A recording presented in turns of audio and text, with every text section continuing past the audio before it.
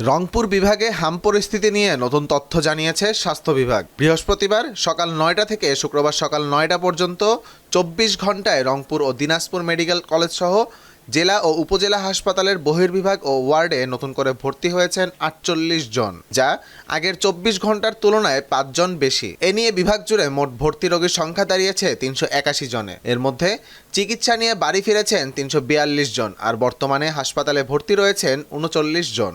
প্রথমে জ্বর আর কাশ হয়েছিল, পরে প্রাথমিকভাবে আমরা গ্রাম্য চিকিৎসা নেওয়ার পর ওখান থেকে কমে না, পরে আমরা আমাদের ওখানে মেডিকেল ছিল সেখানে গেছি। ওখান থেকে চিকিৎসা নেওয়ার পর দেখি বাচ্চা কমতেছে না, পরে আমরা রংপুরে এখানে শিফট হই। এখানে এসে পরশু দিনে আমরা ভর্তি হয়েছি। এখানে ভর্তি হওয়ার পর আমার বাচ্চার এই চিকিৎসা চললো, স্যালাইন দিল। পরে আবার আমার বাচ্চা ওখানে থাকার পর ভিতরে ছিলাম আমরা, ওখান থেকে দেখা যাচ্ছে বাচ্চার র্যাশ বের হয়েছে। র্যাশের কারণে আবার আমাদেরকে ট্রান্সফার করে এই যে আইসোলেশনে এখানে দিচ্ছে।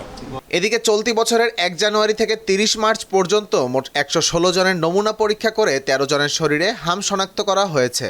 এর মধ্যে নীলফামারীতে ৫ জন, দিনাজপুরে ৩ জন, ঠাকুরগাঁও ও রংপুরে ২ জন করে এবং কুড়িগ্রামে ১ জন আক্রান্ত হয়েছেন। তবে এখন পর্যন্ত এই বিভাগে হামজনিত কোনো মৃত্যুর খবর পাওয়া যায়নি। আমার বাচ্চা অনেক অসুস্থ ছিল, নিউমোনিয়া হয়েছিল, নিউমোনিয়ার থেকে আবার হাম রোগ হয়েছে।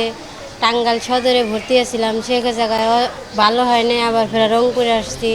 আইসা এই জায়গায় চিকিৎসা নিতেছি। এতদিনই অসুস্থ ছিল, এখন বর্তমান 2 দিন ধরে আর কি সুস্থ হয়েছে। ছায়াটায় দেখতেছে, চোখ নাড়ানাড়ি দেখতেছে, কান্নাকাটি করতেছে খাওয়ার জন্য। অন্যদিকে গত ২৪ ঘন্টায় রংপুর মেডিকেল কলেজ হাসপাতালের আইসোলেশন ওয়ার্ডে ভর্তি হয়েছেন ১ জন। বর্তমানে সেখানে চিকিৎসাধীন আছেন ৯ জন রোগী।